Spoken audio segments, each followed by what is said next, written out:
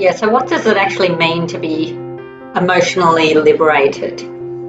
Because negative emotions cause us to be sick. They drain the energy out of us. They make life feel horrible, dark, cause suicidal thoughts, cause depression, cause anxiety. And no one wants to feel that way. Like, I don't want to feel that way. You don't want to feel that way. But emotions are really, really powerful. They're not a choice, because our unconscious mind is running our life. Our unconscious mind is running our body, mostly, for the most part, except for the conscious things. You know, I can take a deep breath in, but I also breathe unconsciously. And emotions are an unconsciously governed area, and they're a signal. They're a feedback mechanism. The further I move away from who I truly am, the worse I will feel. We'll talk a bit about that, because when I talk about being who you really are, who you are is good. It doesn't matter what you've done in the past. It doesn't matter what history you have, where you came from. Who you are is good. Every single human being on this planet is good. And their behavior may not be good, their actions might not be good, their thoughts might not be good, their emotions might not be good, but that's all about having lost their way, moved away from the truth of who they are. Because the truth is, you are a good person, even if you don't feel that way. And sometimes we lie to ourselves as well. We lie to ourselves about whether or not what we're doing is right, whether or not how we live our life is right, whether our values and systems. So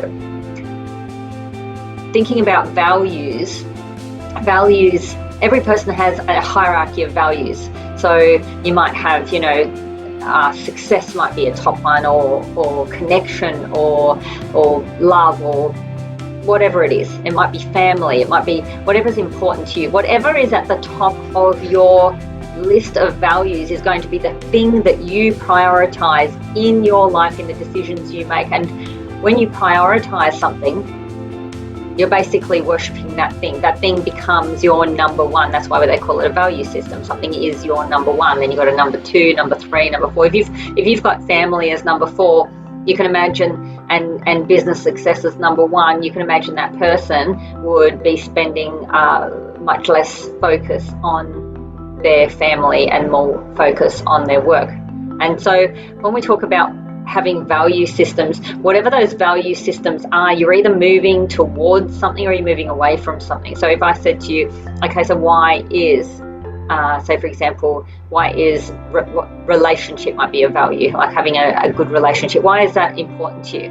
And one person might say, so people can have similar values and have different reasons for having those values. So somebody could say, relationship's important to me because I don't want to feel alone. I don't want to be lonely. So that person's moving away from loneliness as a value towards the value of relationship. And somebody else might be because I want to generously contribute to another human being's life. I want to be connected and things that I want. So it's about, like, this is important to me because I want to have something positive, or this is important to me because I don't want to experience something negative.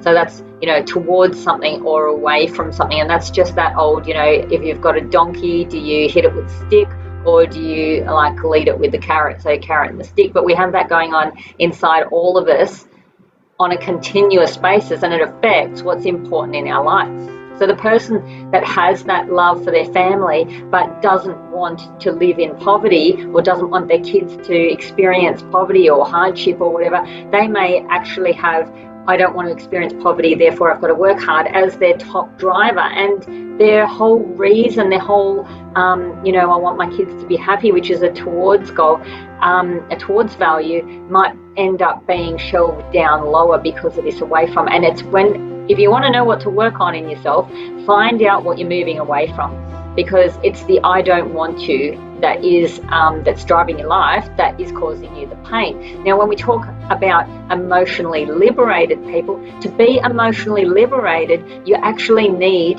to have mostly moving towards things. You have to be moving towards the joy, towards the love, towards the happiness, towards the freedom, towards the connection, not away from, the pain, the sadness, the loneliness, the poverty, the despair, the that kind of thing. And when that happens, that's when people feel good in their lives. And working on yourself, it's like the saying, you got to love yourself, and you got to be, there's a million TikTok videos out there, there's a million YouTube videos out there about working on yourself and self-love and healing your emotions and etc. But when you're that person in that moment, we don't have, you can't get the manual and turn to page 76 and say, okay, so give me my values and what percentage is moving away from something I don't want, and how emotionally liberated am I, how do I heal this, even if you know it's there. Like, if you feel rejection and self-loathing on a daily basis, and you're even aware of it, which that's a thing in itself, if you're even aware that you have these negative feelings, whatever they are for you, then the problem then becomes how to free yourself, how to emotionally liberate yourself. And the trick to that, the key to that, is looking at where this stuff comes from. What is it you're moving away from? If you're feeling worthless and you're feeling tired, or you're feeling sad, or you're feeling alone, or whatever, there's always going to be a reason why these experiences are there. And I can tell you right now, it starts in the mind. It is all in the mind. It is all programmed into the mind. The main thing that is differentiational, or creates a differentiation between two people. It's not, hey, you're taller, I'm shorter, and you're fitter and I'm not. It's the stuff that is going on in our heads. It's the story that's been embedded as part of our history. It's the identity that we've been taken on as who we are. And when you can change the story, when you can change the identity, who you see yourself as, and then release some of this emotional BS that is just dragging us down, that's when emotional liberation happens. And you get, shift yourself from feeling good 20% of the time, feeling crap 80% of the time, flip that around and get it to where you're feeling good 80% of the time. And you still we still have a spectrum of emotion. You're still going to be sad, if your dog isn't well, or you're going to miss somebody if they're away on a long trip, or there's always going to be a spectrum of emotions. But it's about the story behind it, how you deal with it when it's happening, how you process it, how you release it, and what position you are looking at life from. Are you looking at life from a position where you are empowered, you have choice, you are accountable? Or are you looking at life from a position where you're just at the bottom of the barrel with no choice, no freedom, no control, no power?